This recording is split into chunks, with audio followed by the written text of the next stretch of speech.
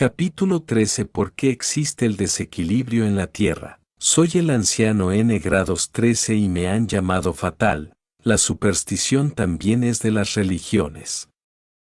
Ya podía cerrar mi cátedra con estas pocas palabras, en las que está encerrada la contestación al epígrafe de mi capítulo. Más fatalidad dice, justicia de necesidad, y necesario es, pues, hacer justicia, aun a trueque de que la superstición diga que el 13 le fue fatal, por el fatal desenlace del porqué del desequilibrio de la tierra. Como en el reparto de las cátedras, ha sido dividido este capítulo en dos y el anciano 14 dirá las causas del mal mundial y donde radican, a él le toca, la parte roja, y yo tomo la parte negra que es la superstición, de la que ha nacido hasta el miedo de vivir en martes, pues a cualquier cristiano, y más si es católico, le oiréis decir, en martes ni te cases ni te embarques, y al 13 le hacen la señal de la cruz. La superstición ha influido de tal modo en el desequilibrio del mundo,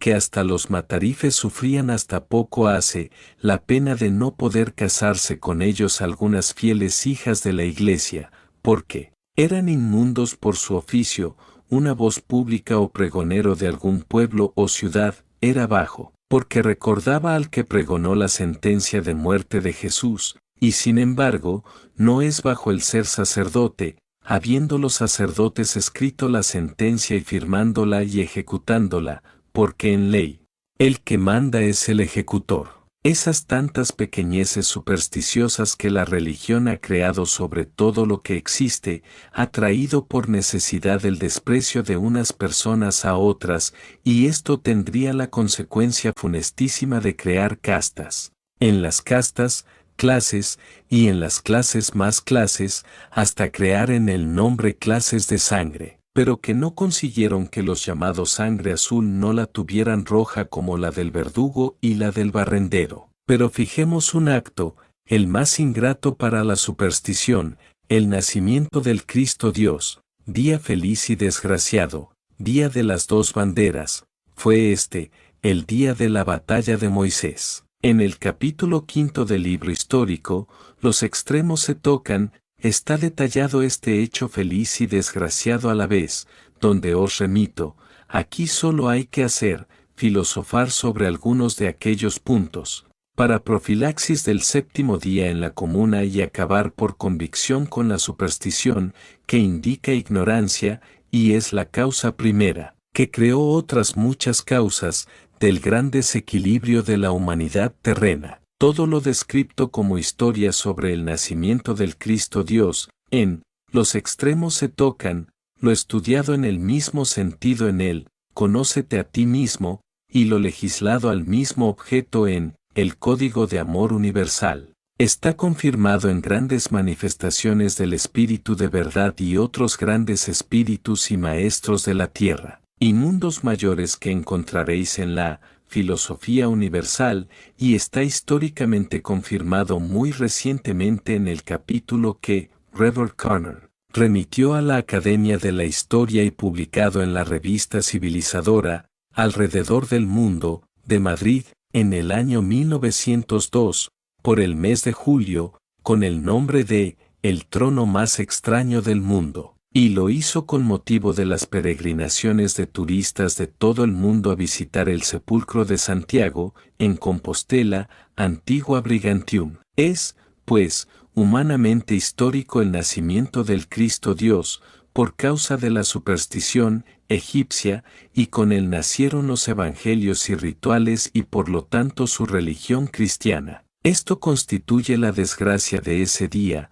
ocasionada por el olvido de Moisés de la piedra fatídica, que dejó como señal, donde había enterrado el documento original del testamento de Abraham. Si los egipcios no hubieran sido supersticiosos hubieran sabido que su derrota no obedecía a influencias de los dioses, sino al valor que da a los hombres la idea de libertad y a la fe que el hombre tiene en sí mismo por causa de sus obras y no por la fe ciega, que es traba dogmática que ata al hombre muy corto. Pero si los egipcios no hubieran tenido superstición, demostrarían que no estaban dominados por los sacerdotes de sus ídolos y por lo tanto no tenían religión, y sin esta no habrían tenido esclavo al pueblo de Israel, al que reconocían fuerte, potente, progresista y moral por sus leyes, doctrinas y desarrollo en la agricultura y ganadería. Causa del bienestar entonces, después de entonces y siempre, en la tierra, como en todos los mundos. Pero ¿cómo habría de sostenerse la religión y sacerdotes egipcios si aceptaban las doctrinas Vedas de los israelitas que ante todo imponían el progreso material, porque sin él, el progreso espiritual no puede tener base fundamental, porque no podían hacer las ciencias y las industrias escala fija del progreso? No podían aceptar esos principios, porque necesariamente anulan a los dioses y parásitos con la personalidad realmente libre del hombre, al que, abierta y claramente, la doctrina Veda lo declara. Hijo verídico del Creador del universo, y el hombre es creador de formas tangibles de vida, porque en él estaba la vida, y la vida era la luz de los hombres, se lee en la Vedanta copiada del sánscrito. Al tomar los derrotados ejércitos la piedra fatídica encontrada en las arenas del Mar Rojo, erigiéndola en su Dios Cristo y darle por evangelios la doctrina Veda de los israelitas, no podía faltar ese grande y mágico principio que Juan apóstol de Jesús copia en primer término en su escrito. En él estaba la vida y la vida era la luz de los hombres, principio en el que se canta la naturaleza del espíritu, y los egipcios lo aplicaron al nefando Cristo, Dios creado en una superstición. Y aquí está la causa del desequilibrio del mundo, en 36 siglos. Mas no son culpables, aunque sí responsables los egipcios derrotados, que desde ahora les llamaré brigantinos, de la creación de ese nuevo Dios. Ellos no lo han creado, la figura existía y el nombre también, y la doctrina que le dieron por evangelios, hecha estaba desde Set. Digo que no son culpables y sí responsables, y quiero fijar y aclarar la diferencia entre la culpa y la responsabilidad, y consiste en que, la culpa no tiene atenuantes y la responsabilidad sí. El culpable es siempre la causa, el responsable es el efecto de la causa, y la superstición de aquellos egipcios y la de todos los hombres, es sólo y exclusivamente de la religión, de sus sacerdotes, que tuvieron y aún tienen en sus manos la educación de sus adeptos, pero que entonces y hasta poco hace, nada hacían los hombres, ni aun las leyes, ni comer, ni alentar, sin permiso de los sacerdotes.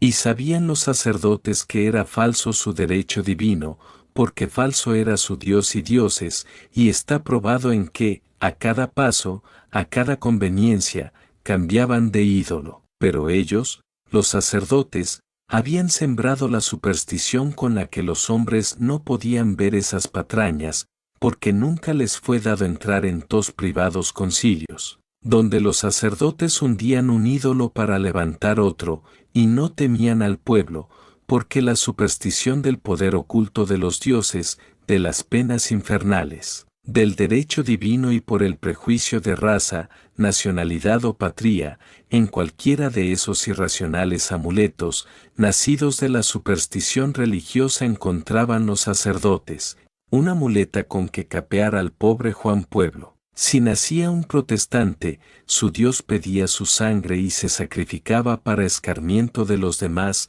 no habiendo en realidad libres de la muerte más que los sacerdotes. Los reyes eran sus víctimas y más de 4 fueron sacrificados. Esto traería una consecuencia muy lógica en la ignorancia del gran principio de que, la luz es la vida de los hombres y ésta radicaba únicamente en el espíritu del hombre, el que es por naturaleza la imagen viva de Elohim, Padre común y Creador único, que nunca cambia, como los sacerdotes sabían la escritura en la que estaba ese principio. El ocultarlo al pueblo prejuiciado y supersticioso los hace culpables sin atenuación, y llegaría un momento en que los reyes y emperadores sacrificasen a los sacerdotes y a sus adeptos. Aquí son responsables los perseguidores de los hombres, pero la culpable es la religión que los llenó de prejuicios, de supersticiones, de odios y venganza, y la religión no tiene atenuantes y si las tienen los engañados por ellos, pero son responsables, porque tienen el deber de discernir la inconsistencia de los dioses y por lo tanto su mentira y así la falsedad de su religión, nos la prueban los autores del Dios Cristo, y hasta la superstición que fue causa de este hecho, nos sirve aquí como testigo irrefutable y quiera y no la sabiduría la aprovecha como acusador de la religión, de sus dioses y sacerdotes sembradores de la superstición. Si los derrotados egipcios no tuvieran esa superstición, no gritarían al ver la piedra que Moisés dejó, y ellos bien la conocían por haberla visto en las Pascuas de los israelitas durante los 4 siglos que los tuvieron esclavizados, no gritarían, repito, los hemos vencido. Los hemos vencido. Los abandonó su Dios. Claro está, siempre habían oído que su Dios era el más fuerte. ¿Son derrotados por el pueblo de Israel? Su Dios era más fuerte, y como para ellos solo dioses materiales existían y habían visto muchas veces aquella piedra sobre el altar, que cada año se improvisaba por Israel, y ante ella los primogénitos pronunciaban la palabra, Cristo, ¿cuál podía ser el Dios de Israel sino aquella piedra? ¿Y cuál su nombre sino Cristo? Pronunciado sobre la piedra y oído de boca de sus vencedores en el fragor de la pelea. En su Roma razón causada por la superstición, aquella piedra era el Dios que los venció y Cristo su nombre, y así fue acordado reconocerlo y adorarlo por los restos faraónicos reunidos en brigadas. Y queda nacido el Cristo Dios, sirviéndole de partera a la superstición y de cuna a los cadáveres y la sangre de alimento. Más que dirían los sacerdotes, ¿cómo podrían volver a los pies de su ídolo, aun llevándole preso a Cristo Dios tomado a Israel? Le haría el mismo efecto que le haría al avaro robado, devolverle la bolsa, vacía, o al hambriento darle los platos lavados, tirando la comida a los perros a su vista. El ídolo quería que se le trajera al pueblo que lo burló, para castigarlo, para reducirlo al no ser, que si antes le impusiera la bárbara ley de sacrificar a todos los varones al nacer, ahora no los dejaría engendrar. Pero la libertad voló, aunque dejó su camisa, más Israel salió vestido y alhajado. Pero ¿cómo probarán su derrota a las generaciones? La superstición les dará la solución. Moisés había mostrado las plagas, en la superstición, una mentira cubre a la otra. La mentira de los sacerdotes es cubierta por la mentira del ídolo o religión, y la derrota, fácil se podría cubrir atribuyendo un poder sobrenatural, un milagro, al terrible Moisés, diciendo, que tendió su vara en las aguas y abrió camino en ellas, y cuando hubieron pasado, entraron los egipcios y las aguas los envolvió, Aiteques, capitán del ejército y yerno de Faraón, así firmó y ese es el parte que manda a los sacerdotes de Egipto, pero Aiteques, con los restos del ejército formó una brigada, y con la posesión del Cristo Dios dijo, dominaremos el mundo. Cruzó el África, pasó la Iberia y se asentó donde no había gente, en la hoy Galicia en España, donde se hizo altar al Cristo y trono de rey Aiteques, y allí estuvo muchos siglos, hasta que, temerosos de que se lo iban a quitar, lo empotraron en el asiento del sillón del trono y pasó el mar llevándolo a Irlanda. Y en estos momentos y empotrado está todavía el Cristo en aquel sillón en Westminster. Todo eso es la realidad de Cristo, que ha desequilibrado el mundo, y no en vano en hebraico, Cristo quiere decir peligro, y el que ama el peligro, perece en él. Esto no es superstición, es una profilaxis y sana filosofía, por lo que, todos, huyan del peligro. Hasta ese momento de huir el Cristo de Brigantium a Irlanda, poco daño había causado, pero bien se sabía en los consejos de Sión, lo que haría, y ya, Isaías dijo cuánto sucedería por causa de esa figura, en la que se apoyarían los sacerdotes de la superstición. Y en el Apocalipsis se le señalaron 2000 años de reinado, 1000 serían como de gestación y los otros 1000 se le daría, suelta para que, o se saciara o se disolviera por su saciamiento, o sería derribado con las mismas armas que sus secuaces prepararan. No solo no se hartaron, sino que llegaron a la mitad de su final milenario emborrachados en la concupiscencia, demostrando ser incorregibles e insaciables de sangre. Y ya en el siglo XVI se empezó a preparar el juicio para el momento justo de cumplirse los 36 siglos marcados en el testamento de Abraham, que Isaías significó en el tiempo, los tiempos y la mitad del tiempo, lo que fue cumplido el 5 de abril de 1912 de la apócrifa religión católica, en cuyo día se hizo la liquidación o juicio de mayoría, siendo retirados del espacio los espíritus aberrados que, a causa del celibato habían cortado los lazos de afinidad con la familia de la tierra y no tenían una matriz que los pudiera recibir y gestar en justicia y en amor tampoco, porque del amor se reían, quedándolos encarnados cada uno sentenciado en su presente existencia, para lo que se dio una transición de 90 siglos, pero en ley, quedaba el Cristo y la cruz derribados, la bestia y el dragón encadenados, y, a los efectos de su agonía, se promovió la guerra de los Volkens, que era la chispa que encendería la mundial conflagración, en cuyo incendio se quemaría todo lo que estorba a la implantación de la comuna, aun cuando existían otras religiones y otros ídolos que también eran supersticiosos,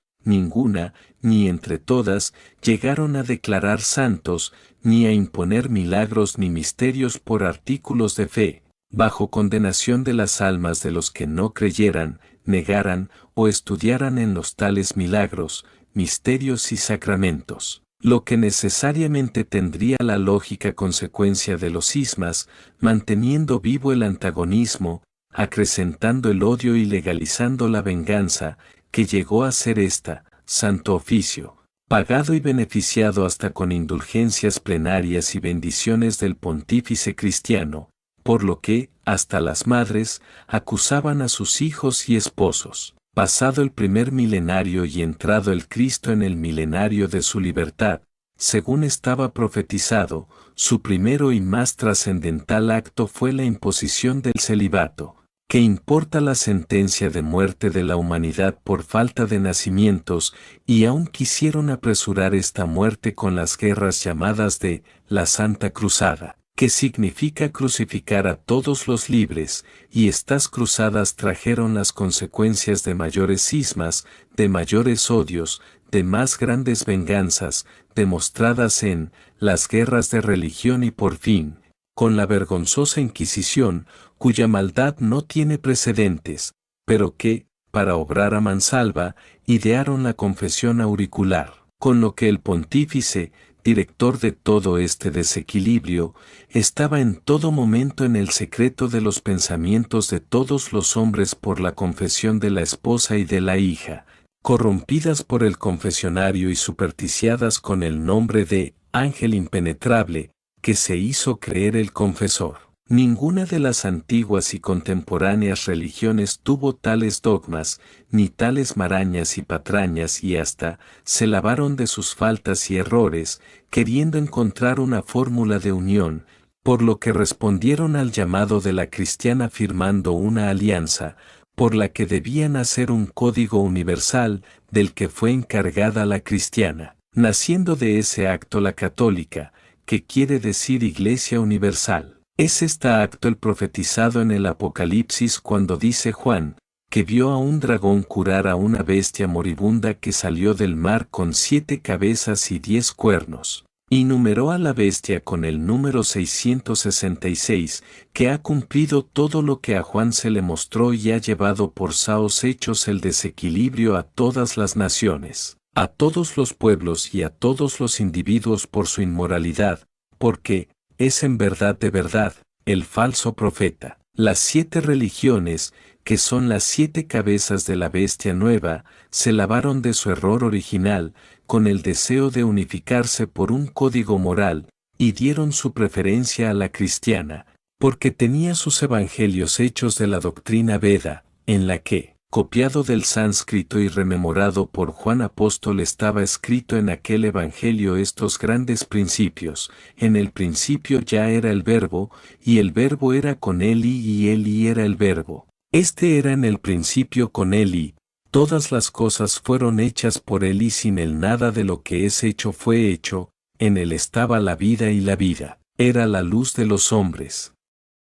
Y la luz en las tinieblas resplandece, y las tinieblas no lo comprendieron. Estos principios, con las palabras mis interesantes de Jesús, la profecía de Isaías y las leyes de Moisés, que figuraban en las doctrinas que ostentaban las enseñanzas de los apóstoles de Jesús y que presentaban como garantía de fidelidad del hipócrita Cristo para pedir sus secretos y rituales a las otras religiones, no las hizo vacilar, ni sospechar, y le entregaron sus documentos, esperando en vano hasta hoy el prometido código moral universal. Pero, en cambio, recibieron luego los soldados de Constantino. Fue el primer zarpazo del dragón Cristo montado en la nueva bestia 666, acrecentando con su concupiscencia y superstición el ya grande desequilibrio. Entonces, si el idioma le hubiera permitido, es decir,